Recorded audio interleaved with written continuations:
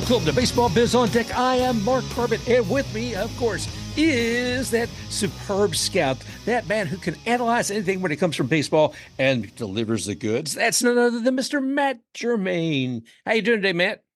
I am glowing, Mark. That's all that grit. Yeah.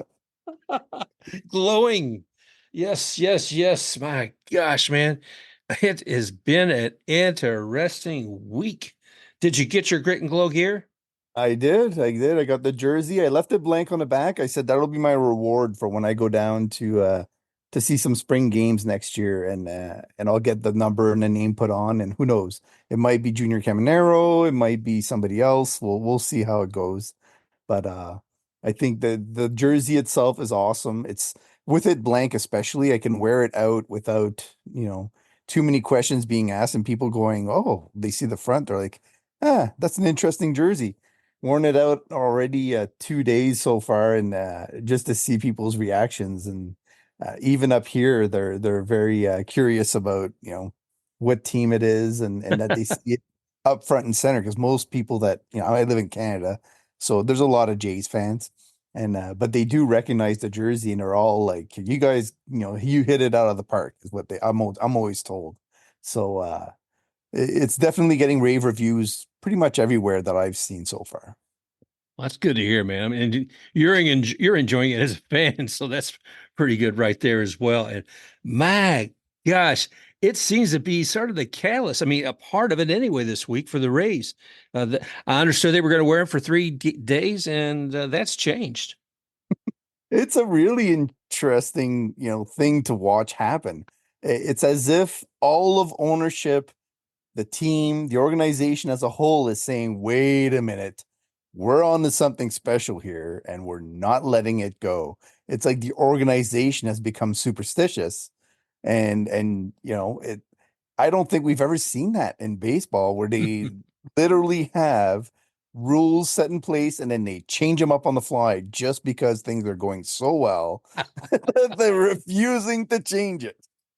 I love it, man. I know, because I heard initially what I thought there were rules that you can only wear them so many times a year, and all these other things. But I don't know if Nike set it up or the MLB, but I am pleased as punch that the Rays are doing it their way right now.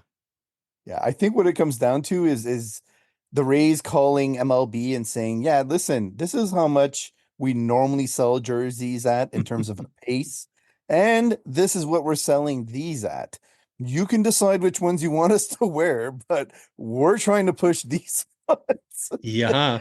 I think the conversation gets pretty easy at that point. Well, I'm going to have to buy one of those $45 hats. I haven't convinced myself to buy a jersey yet, since the only one I have is one my daughter gave me years ago with Longoria's name on the back of it. So Well, you know anyway. what it comes down to, Mark? Like, I've been wanting to buy a black Rays jersey forever, and I just can't find them. Can't find them online. Can't find one that I like, that I thought, would suit my style anyway. So I would barely wear the other ones if I had them. Yeah. So I said, I want, and a white one I would get dirty so quickly. It would be ridiculous. And I'm imagining stains, and so in this case, I just think it's more useful color jersey, and I'm gonna get a lot of use out of it. I'm pretty sure. Well, good, man. You're going to wear it. I mean, I know a lot of them say, well, you got that jersey from Longoria and it's signed. And I appreciate that. So somebody said, well, you're going to have that thing framed? I said, well, what would that cost? Oh, about $300. I said, I'm going to wear it myself at home during the games. Yeah, But if why I not? had, yeah, but the black ones, man, they are so cool. I'd have Mhm. to seriously consider that. Yep. Let's see, brother. Well, like I said, what has been the force behind all this? Last week, you were saying, and I were talking, we were both talking about the whole idea about kind of a lack of energy, where something was missing. And the dugouts, they just weren't popping. We look at Randy, we look at Yandy in certain instances, and it's like, what's happening out there? The energy just wasn't happening. But then there's not surprising, we see this article come out in the Tampa Bay Times. And let's see here. And I'm going to read just part of it here. The Armstrong, then Armstrong, meaning the pitcher, heard Richie Palacios, the 26-year-old newcomer, in his 28th game with the Rays, offering strong and colorful words of encouragement from his position at second base. It was like with some other dialogue in the middle of him saying, let's go, Army. And he's like, we effing got you. We believe in you. He says, hearing him yelling that to me in a bases loaded situation, it fired me up, Armstrong said. I was exhausted facing that last guy with the workload that I'd had. But hearing that behind me is like, that's sick for a young guy I've only played with this year. It's kind of got in my feels a bit. I was like, hell yeah, that's dope. It's awesome. I think if you think back to when the Rays were on that run to start last year, right? And they went in a historic run. Um, Everybody was on the top step. Everybody was hanging over, cheering. Like they were all engaged in the game. And I Right. get there's a lot of turnover and new personalities, a lot of people injured. I think there's 12 people on IL. I mean, you've got a lot of turnover and people that are kind of trying to work themselves out of slumps at the same time. So it's normal that the energy level be low, but you have to recognize it and address it. And they did. And I'm so happy they did. I think it's important. And they got everybody involved and to look at themselves honestly and say, am I doing enough of that? Am I engaged enough, during the game and cheering guys on when I can? And hopefully this is the start of that. And it's funny that it starts with the uniforms because now you're like, well, is it really that they had that talk or is it the uniforms that are doing it? Well, But then one thing for certain, yeah, I mean, it is happening. That's the one thing. Whether it's the uniforms, whether it's the dugout talk, it's an excitement that didn't seem to be there a week ago. So I am very, very thankful to see that, my friend. absolutely. Yeah, it's awesome. Let's see what was it in Shakespeare? I think the Tempest. It's the first time I ever saw that phrase or heard it, and you hear the phrase sea change, and sea change as an SEA, and looking for something dramatic. And I think it was the wizard Prospero. He's looking at there, and the storm's coming in. And he's talking. There's a sea change coming, and that's the kind. Yeah, I kind of feel like Prospero right now, and saying, well, what's actually happening here? What's buzzing? And man, there's just been so many things. And we're looking at all these bodies that are starting to reemerge from the sea as they crest in. And one of them being Jonny DeLuca. Oh, brother. Man, he is just bang up great. I mean, I'm looking here, I think the last 5 games, Matt, I see. What did he do? Oh my gosh. He has just been absolutely kicking it. Let's see. What is he at now? Batting average of 389, on base percentage of 450. Hmm. Oh my gosh. I mean, For the month of May, I think I put out this morning that he's 11th in weighted runs created in the league for the month of May. oh, And I mean, he hasn't been around, for the season before that. So for him to start that hot is really significant. And then what it's done is it's actually taking the pressure off of everybody else. And it's given them production from the part of the lineup that they would have hit and miss before, where now it's consistent. So Randy Arozarena, I think for the month of May is 16th. And it's just getting everybody going a little bit and electrified. And I think it's not just his results. Like you can have great at bats and not get the results, but every at bat he's putting up is a tough at bat. He's on the pitches, he's tracking them well. He's fighting off a lot of tough pitches. I think he's refreshing to have as an option in the outfield as somebody else to put in the center field than Jose Siri, who can sometimes be a bit of a quicker at bat or a bit of a hit or miss and does provide really good power. And when he gets on base, that speed is elite. But he can have some lackluster at bats sometimes, some really quick at bats, which kind of, when you have key moments, people on base, and you need to drive in some runs, those are tough to take sometimes. So that's what I think he's brought more than anything is a consistent, okay, if we have somebody on base, we have an RBI opportunity, he's going to drive them in. And to have 10 RBIs over the short span of games that he played, I posted it. He's actually outdone just for the month of May, what Chris Taylor has done for the Dodgers for the entire season already. Wow. So, when you look at the trade that they made, they could have used somebody like Jonny DeLuca to deepen. I mean, they're not hurting by any means; they're doing well. But, it's just an example of how hot he's been and how important he's been. And I think Isak Paredes at the time was leading the Rays with 18 RBI. So in just less than 2 weeks, Jonny DeLuca is pretty much he's more than half of what the RBIs that Isak Paredes was able to drive in. So Yeah, he's 10 RBIs since what, the third? right, exactly. Jeez, Pete. I mean, I can only wonder what the rest of the year is going to look like on that stat for him. Yeah, I'm hoping that, all I want is consistency. It doesn't have to be at that level, obviously. It's not sustainable. But I consistency I will take.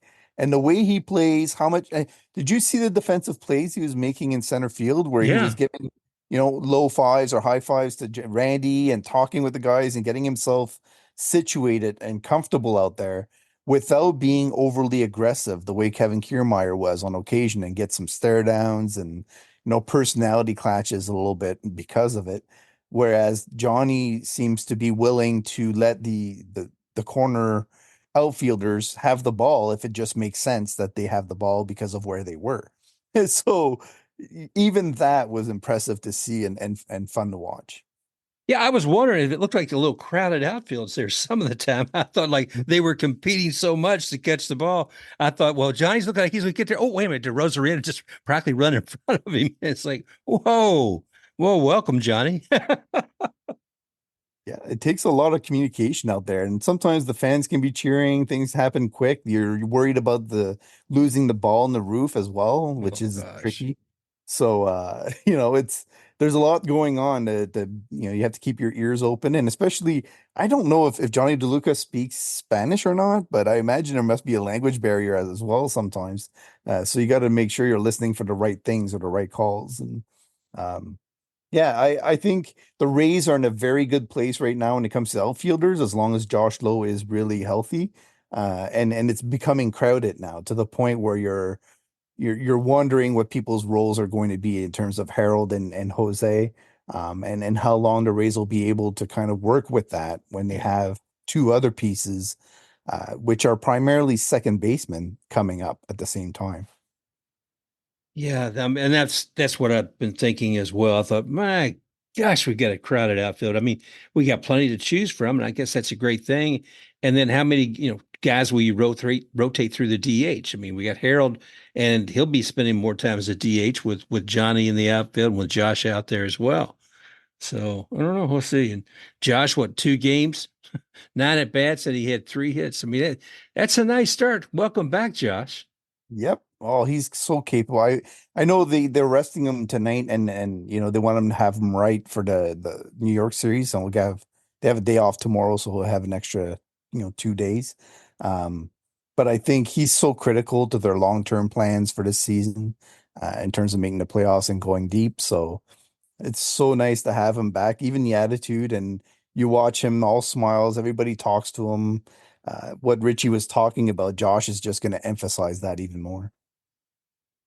And the enthusiasm, like I said, across the team, you would think it was almost like winning the division. The other day, I guess we may have talked about this last time out. I can't remember if Kevin had actually won and gone over Madden's record. The excitement with that. Mhm. There's all these little things that are happening, whether it be the uniforms, whether it be Johnny and Josh returning. There's so much been happening. But I was really curious. I do have to say, Matt, I really thought we'd see Junior Camineros come up. And that didn't happen. Yeah, I mean, we've had the conversation before. I understand all sides, right? Yeah. First of all, the Rays have assets in place, veteran assets and ones that they really like. So we're not in a period of time right now when you usually see a lot of trades being made. So let's say they did want to make the call to call him up. Well, they're going to have to make some moves, and more than likely, they're not going to get a lot of return for their assets that they're kind of trying to move. So then they're stuck sending people that they had full-time roles for or planned or almost full-time, let's say, down to the minors in order to make room for Junior Caminero, which may or may not make sense because there's no guarantee of who's going to get the playing time. So they're in a weird spot right now. There's moves that need to be made, especially when Johnny Aranda and Brandon Lau get back, Right. uh, because that second base. So with a clogged outfield, when you have Jose Siri, Jonny DeLuca, Randy Arozarena, and Josh Lowe, that's a full outfield. So then you have Jose Siri and Harold Ramirez trying to take at bats from those using the DH spot, pushing maybe guys, to have more rest, and which isn't always ideal. That tends to put people in slumps sometimes. Hmm. And then you have Richie Palacios and Ahmed Rosario, which were brought in. And so now they primarily become infielders. Well, if you have that, and then you're bringing in Brandon Lau and Johnny Aranda, there's too many people on the roster at Yeah. that point. So there's a move that's going to need to be made. But what I noticed today as well, and the day before, was Brandon Lau is only playing DH right now in Durham. So there's no guarantee that his health is allowing him to play the field every day anyway. So I'm not sure how long his rehab is going to be. There's a chance it gets extended or it ends up being longer than anticipated. There could always be setbacks with either him or Johnny Aranda. Johnny Aranda's rehab is starting to look a lot better recently. And both of them are seeing the ball well from what I can tell, and they're swinging the bat, progressively better as the more games that they're getting in their rehabs. So uh, I don't know what to say. Like when they're ready to come up, which is maybe within a week, Yeah. theoretically, then you're going to have to see a move. So that's before we talk about Junior Caminero. So you've already made that move, and now you're saying, okay, well, now I've got this phenom, best bat in the minors right now. Where do I fit him? Yeah. And so it's not easy. And so on top of that, you're like, if we keep him down there for another 2 weeks after they do the next call up. So 3 weeks from now, if they wait that long, then you don't have to worry about Super 2 anymore. And you Mm. can afford to put the pressure on him to perform, sort of like what the Jays are doing with Vladdy Guerrero, where they're like, yeah, okay, you had one big year, but we're gonna not extend you because we want to see what you're actually worth as you go along towards, free agency, which can always backfire, Yeah. obviously.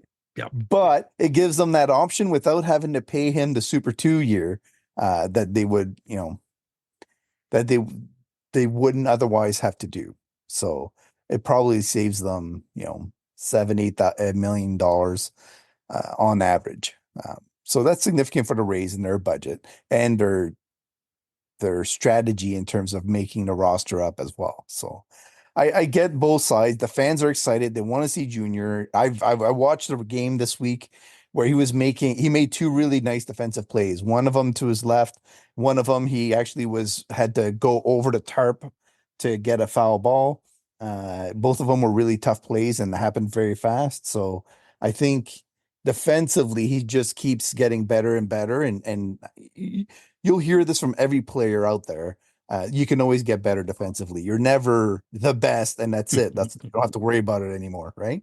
But it's nice to see him playing at that level and pushing uh, to do that. Now, having said that, I also noticed that rounding the bases and getting caught, um, getting sent home from third, he's not the fastest guy in the world, but he's running the bases.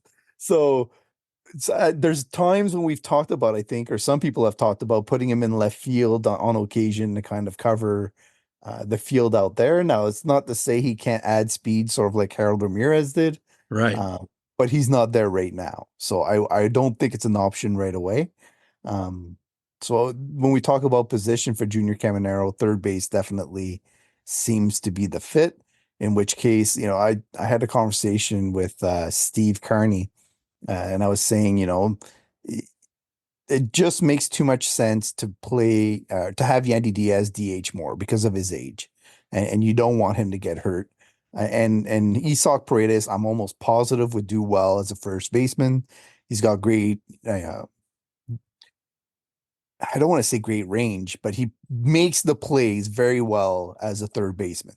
Right. And his reaction time is great. So at first base, it shouldn't be too significant for him as long as he's able to accept the throws from shortstop and second base the way Yandy does. So all that to say, Junior Caminero will come up.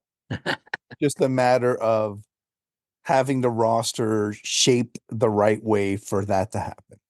Well, and that's it. I mean, because looking at the strength of some of those positions and the number of really good players we have in them, it does make a difference. And I'm looking, I think you posted, some others did as well, the starting lineup tonight for the Durham Bulls. You've got Brandon Lowe, Junior Caminero, Jonathan Aranda, Curtis Mead. So those are names that virtually every Rays fan is going to understand. They'll know some of the other ones as well, but Yu Chang, Cameron Miser, Jake Magnum, Ronnie Simon, Rob Brantley, and Carlos Garcia. But I mean, the thing of it is, you hear those names and you're thinking, wow, it wouldn't take that much, either through health or maybe just a small little change in performance, for them to be at the Rays level. Yeah. Well, there's some MLB teams that would have a rough time beating the Bulls, to be quite honest. But these guys are also getting healthier and trying to work their way back into a Major League Baseball form. But when you look through that lineup, there's five players that have MLB time. Some of them, rough around the edges defensively, so that would be an issue. But I think what you're pointing out is that the depth that they have to draw from, especially when you're looking at those names that you said, all of them are infielders. Yeah. Like in terms of the top six, right? You have Brandon Lowe, Caminero, Aranda, Mead, Chang. All of them have MLB time, and all of them are guys that you can trust to a certain level to play, very well when you need them. So the Rays have a luxury in terms of infielders, and I think you're going to see them use that capital to improve the pen. And there's a slight chance because of, we're watching Aaron Savale tonight. He's doing very well against the White Sox, which is nice to see after the last time he faced them and gave up 6 runs. Yeah. So, but there's arguments for and against improving the rotation. Zach Eflin's had some bumps in terms of his starts. Savale's had bumps. We just saw Pepio get nailed with a 107-mile-an-hour Mm. a comebacker on the leg, and that's not going to tickle. He'll get back to form from it, but deep bruises have a tendency of sticking around for at least a month, from what I've seen. So it's not just oh, okay, now we ice it up and it's gone. But Yeah. yeah. So the Brandon Lau just hit a grand slam for the Bulls as we're talking about it. I love it. Really, really, really like that. That's awesome. Oh my But gosh. yeah, sometimes things just happen, right? It's but all that to say that some of that infield capital, like to make room for Caminero down the road or to fit in Brandon Lau or others, they have a luxury in terms of what they can trade. I've always compared Johnny Aranda to having a profile similar to Luis Arraez, but with more power. Mm. I think he'll get there. His bat is that good, contact wise, and his approach at the plate is elite. When it comes to lack of swing and miss, and he just needed some time to get comfortable and to kind of find his way at the beginning, which a lot of players do. So once he gets the playing time that he should be getting, as we saw in spring, uh, his bat is just relentless. So there's a lot of teams that could have interest. Luis Arias, but when he went to the Padres, the Royals were really close to making an offer for him to the Marlins. So in that example, you could see the Rays potentially having a match for a trade if they wanted to. You can make 2 million different scenarios of infielders the Rays could trade. The Angels could have interest in Brandon Lau and want to bring him aboard to help their offense out, which is just stagnant and ridiculous. But there's arguments for and against that. But they happen to have Carlos Estevez as a closer on a team that's not going to make the playoffs. So, do you really need a closer if you're not making the playoffs? No, you use the capital. You take a chance on Brandon Lau just to even out the money, and then he has two options remaining after that, after this year, that they can decide on after the fact. So if your ambition is to make Mike Trout and Ron Washington happy by making the playoffs sometime this decade, you may want to take some chances like that. Um, but anyways, all that to say, the Rays are in a really interesting spot. So they're rolling. They have 5 wins in a row now in the grit and glow. It looks like they might end up having 6 in a row, and I don't know if they keep wearing them against the Yankees, but they're about to go through a stretch of I think 4 series in a row against AL East teams. I think that's the stretch of games they've been focused on for a long time. That's why it really hurts that Pepio's on IL. And they've had to slide Taj Bradley back in to the rotation without being able to kind of maneuver things the way they wanted to. But I think this is the critical time. So even before the New York series, if they have to make a move or they want to make a move, I think there's a chance that they might. And if not then, I think it'll be after the fact as a reflection and saying, okay, now we know what our problem areas are and we need to address them, and this is how we're going to do it. So if I was to make a prediction, I would say Junior Caminero comes up after the AL East onslaught happens. Does that make sense? Yeah, yeah. We've been looking at this game tonight, looking for a sweep, but Chicago hadn't laid down just yet. Yeah, no, they just hit a home run. I saw that. So they brought in, 2 runs just now. So guys, stay loud, the dugout. Come on. keep that grit and glow going. Savali always has issues when he gets around the 4th, 5th inning. I think there's a conditioning issue with Aaron. I really do. And I think that there's just he gets tired and he starts opening up when that happens and he misses. And he's not missing in the right areas, obviously. Yeah.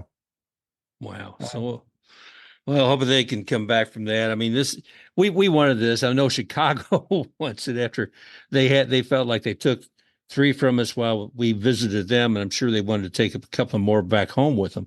And God love them. I look at Chicago and I look at the Marlins, and I think it's tough to be a fan with any baseball team, but with those, it has got to be especially hard. I still listen to Good Gas Talk back now and then, to where Nick Morowski and Pat, his friend, chatted about the Sox, and it's hard for them, man, each week. So I don't know. We'll see how things roll along here for them. But my gosh, when you talked about Reyes being moved to from the Marlins, I was like, really? He's going to the Padres? I just I have. like that trade. I like the trade. And I'll first of all, there's a couple of guys that are analysts that I talked to on Twitter or on X that were really hard on Peter Bendix for the state of the Marlins. And I had to jump in and I had to tell him, whoa, whoa, whoa, whoa, whoa. Listen, the guy's been there for 6 months, literally 6 months. A GM hasn't even begun to impact a team within a 6-month period. There's no plan that's been applied yet. It's being formulated, if anything. Yeah. So, and he's hiring, more scouting and more analytics people.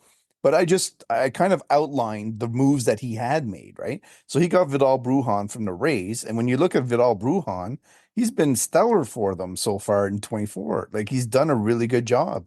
And he's versatile. He does, Calvin Fauché, same thing. He's been really, really good. The moves that he's made, even there's a trade with the Pirates for one of their pitchers, were really, added a lot of years of a valuable pitcher that they can kind of lean on. And because of all their injuries, they had to use them really early. They've just sent them down today, actually. But I think the trade they made for Arraez, when you look back at the Christian Yelich trade, it's a much better trade than the Christian Yelich trade. Like the talents that they got back should fill three positions. So when you're looking at like 2025, which is when you get Sandy Alcantara back, you get all their star pitchers back, they're going to be set at that point because they're going to have a young center fielder that everybody's going to be excited about. They're going to have a young first baseman everybody's excited about that has a lot of power. And when you like, I know the Marlins system really well. They are horrific at targeting and drafting and bringing in hitters. Like, it hasn't been since Miggy Cabrera, I think, that they, Hmm. or I shouldn't say that. I know JT Realmuto and Giancarlo Stanton also, came from there, along with Yelich. So after that group, it's been devoid of like high end, top end talent in Miami. So Peter knows that, and he needs to change that, but he also needs the analytics to know to tell him the information he needs, which is what I think the biggest faux pas of Chaim Bloom when he went to the Red Sox. He didn't add that element to the Red Sox, and it hurt him. So I think the smart play for Peter is to do that and actually push that envelope. And the same thing with the White Sox. They are about the least analytical team in the majors by far. So I think, it's something that they're going to have to address. And I think they know that. They will do it. It just takes time. Ooh, time's the key. Well, Mhm. looking here still, looking at the Rays kind of jumping in here again, top of the fifth, and Tommy Pham's on base, man. Looking at the X-rays where they all go, and geez, but now I'm running all over the place here, but doing the whole X-ray thing, is Wendell with the Mets now, Joey Wendell? Yes, he is. So I'm looking at that. I'm seeing, okay, I see Tommy with Chicago. And then we saw, of course, Willie and Jake Bowers when we were in Milwaukee. Mhm. Did you see what Willie did the other day with Yes. Oh, he called it shot with the fans. That's awesome. You gotta love it. oh That's oh my gosh. Well, folks, if you hadn't seen it, you need to look it up. Craig Calcaterra, I saw it on his newsletter, a newsletter cup of coffee. And correct me if I'm wrong here, but the thing was that some fans were kind of giving Willie Harway. He was in the hole. Another man's on deck, and they're saying right at that point they were down two, I believe. Yeah, yeah, I think it was like 5-3, and so the Brewers are down. They're playing the Royals, and some Royals fans are giving Willie, and I think it wasn't mean spirited, but they were jabbing him. That, oh yeah, yeah, all you got to do is hit a home run, bring 2 runs in, and you can be in the lead. It's something along those lines, probably a bit more colorful. Sure enough, the other brewer whose name was Casey Moment, he got on base. So now Willie has two guys out there, and there it is, boys and girls. There's the opportunity, and Willie makes the most of it. Bam, hits that run in, and I understand as he went by that part where those fans were, he just kind of gave a little wave or a gesture. But yeah, he called that one man. He said, "Yeah, I'm going to bring that home." I love yeah, baseball. those are awesome moments. The fans are gonna remember it. Like everybody around in that whole section is gonna remember that moment. And now that they've shared it, with everybody else, it's kind of a memory they'll have. But you gotta love that. That's baseball. Yeah. Yeah, that's what keeps it fun for me. I know that it's seeing these players. Well, I sent you a little video I shot when I was there and the Brewers were playing the Rays, and it was Mhm. batting practice time. And Willie's chatting it up with Diaz, and giving a hug and high fives, and Randy's walking by. And the funny thing was, the video I sent you was prior to something you and I saw later, where uh, what Diaz was, I think, a game later was on second, and things weren't going smoothly. He had got to second, I should say, and Willie was there, and wasn't that same amity, that same friendship level, a little cooler. Yeah, Uh, there was a tag jab, basically. Yeah. And oh, you but didn't appreciate it. no, no, but it's part of the game, like I said, and there's always going to be changes. There's always going to see players come in and out that we like or don't like. Oh my gosh, it's 4-2 now. Mm. Uh-oh. Yeah, uh-oh is right. So, wow. Yeah, Kyle Snyder had had gone out and talked to him. So it's one of those things. I think they're pushing the envelope with a guy they know just doesn't have it right now, Yeah. and kind of he's trying to find his form. I still think a lot of it is conditioning. I've noticed a lot of velocity drop through the game. And it shouldn't happen that quickly. If it was the sixth inning, okay, maybe. But fourth inning, I mean, fifth inning, it's a little bit early for that. So either he's got an issue that he's working through physically, or the conditioning just isn't there. But either way, you can tell that he's just not hitting his spots as regularly from the fourth inning on. And then that's not a starting pitcher at that point. That's a three No. inning pitcher. No. Yeah.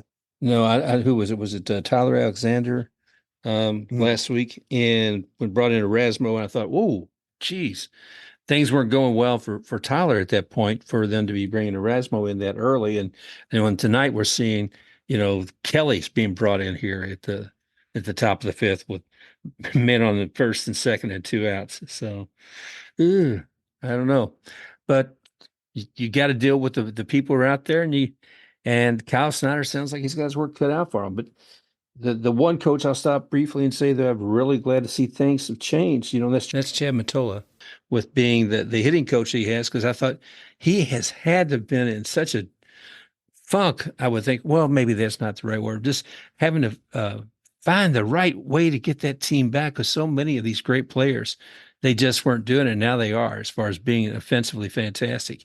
And they're going to need to do that the rest of this game too. Yeah, Chad Matola is just one of those guys that he knows what his job is, and how tedious it can be. Yeah, and I hope for him anyway, he doesn't live day to day, because that would drive you insane. You Yeah. kind of have to have the long-term mentality as a hitting coach, because if not, I mean, you're not going to last very long. Your Yeah. heart's going to take over. But the Rays will get there. I don't know how decisions are made. It's up to the hitter basically to try to figure it out. And, Yeah. and as well as I do, a lot of the players can be stubborn. You can No. point them a whole bunch of information, but it's what they choose to um, act on, and how they choose to act on it, that matters most. Okay. Well, let's see here. Oh no. Another single, man. Mm-mm-mm. Bases loaded. Baseball.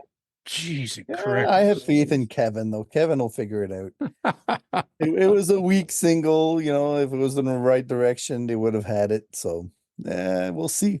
We'll Kevin see. Kelly is a funky arm action. Like I'm actually encouraged by the direction that he's taking. And did you see Manuel Rodriguez yesterday? Yeah. Um, he's got some funky move on his pitches that I think once the Rays get him exactly where they want it, especially consistency wise, he's going to be. I don't want to say he's going to be like Diego Castillo like, but he's got that kind of movement on his pitches where it's just ridiculous. I love it. So intriguing guy. Well, one thing I want to talk about too is that these things always fascinate me. You and I talk about Major League movie now and then, and you remember the one gentleman who's the whole thing with the voodoo and his preparation with the game, because Yeah. he's not hitting the curveball the way he wants to, and Well, no. bubble. But it's like got to get that rum and cigars out. But that's something Patricia Whitaker from Bally Sports did the other day about the rituals of some of the players of the Rays, and see what was. Oh yeah, I love this one. Jason Adam, he's the tall fella, and Manny Navarro, who's not a tall fella, probably more in my range. Yeah, Jason Adam, now he has to give him Manny a big giant bear hug, lift him off the ground before every game, and that's something that they both enjoy, and it's a ritual for them. Tyler Alexander, he says he had to I eat. think that's hilarious. You think what? I think that's hilarious. I I want to see a video of it. I want to I want to actually see it. I didn't see the video, but or the pictures, but I think it would be hilarious to watch. I have to find it, and I'll send it to you. Maybe post it if I can find that. Because, yeah, that is kind of an interesting image in it itself. See some of the other ones Mm. here. Oh, Jose Caballero, he has to use the same exact shower in the clubhouse every single day. So if there's a 3 game stretch, it didn't say he has to use it. There's this one like shower head number 3, but for whatever period it is, he says I shower twice a day, and it has to be that one. uh, yeah, and Tyler Alexander, he has to eat spaghetti the night before every start. Yeah, that's a regular one, I think. I Yeah, think because a lot of food rituals, bellies can be kind of, especially if you're under stress, they can be kind of finicky. So that one I understand completely. I don't even know if that's a ritual more so than a need in some cases. Well, it used to be a lot of marathons. The night before, you'd find some place and they would serve giant amounts of spaghetti for the Yeah, runners. And or pancakes. Yeah, yeah, pancakes, yeah, carb it up, baby. that's great.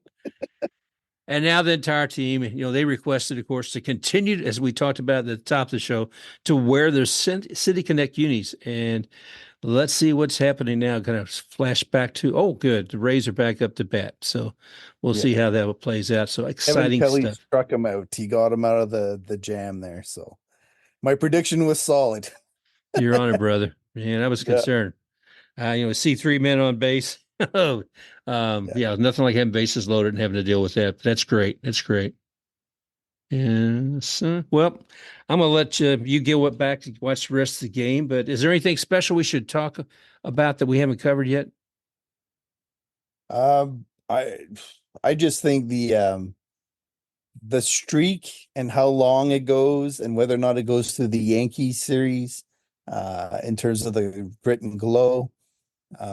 I think the stadium issue is something we should talk about soon because they're having meetings on it Yeah. this week and taking in some information. So if anybody out there has comments or support that they want to throw at their counselors and people who actually make decisions on these things, and now's the time to voice your opinion because the I don't know if all Rays fans understand how critical the vote that's going to happen in June is. Yeah. So if you're going to scream and be extremely sad if the Rays move out and you want to know that you did your best to make sure they stay, well, the next, 3 weeks are critical for you. So I'd say, get pen to paper, get out there, call, whatever you need to do to kind of throw some support behind them finding some way to make it work. It's not to say it has to be one thing or the other, just you know, to let them know it's important to you. If not, then you end up being like fans in Montreal, and I lived it, where they kind of throw the team out somewhere else and start playing games elsewhere, and then next thing you know, you don't have an MLB team, and you're Yeah. screaming to try to get one back. So it Yeah. happens quickly after that, and then it lasts a while. Well, good point, Matt. And maybe we'll dig more into that next week, and certainly be looking for Matt on Twitter at Matt MAT underscore Germain, and that's GERMAIN underscore. And I'm Mark at the Baseball Biz on Twitter. So those are real issues, and time and again when I talk with fans, they say, "Well, you've got everything squared away now. You've got the new stadium," and I always say, no, there's other things, and we need to. It's kind of, I guess, our responsibility too to educate folks and make sure they know, because this is it's not a done deal, people. Not a It's done not deal. badly. I would say that. Would you agree that if they get it signed off in June, that is official? They get shovels in the ground right afterwards. Is I that pretty would. much? I think they have to. I think that just for the sake of a positive energy with that team and their fans and people coming to the coming to the stadium, yeah, I think it's imperative. Mhm. Yeah, the timing's right. So hopefully this time, well, maybe not this time, but let's say 5 weeks from now, we're talking about the shovels, getting into the ground at X date. I'm looking Oh, forward to that, my friend. yeah. All righty. Matt, it's been another fun one. And See, our boys are up. We'll see what comes, and wish you a wonderful evening. And thank all of y'all for joining us here today. Always a great time talking about the Tampa Bay Rays and all the insanity surrounding it. So hope you get your grit and glow going. Absolutely. Absolutely indeed. All right, man. Well, you take good care, and we'll talk with you all again real soon. Just remember, you can find us on Apple Podcasts, iHeartRadio, YouTube Music, Pandora, Amazon Music, and of course here, and also on BaseballBizOnDeck.com. Please go ahead and love us, like I said, and leave your reviews. Also want to leave special thanks to X-Take RUX for the music rocking forward. Stop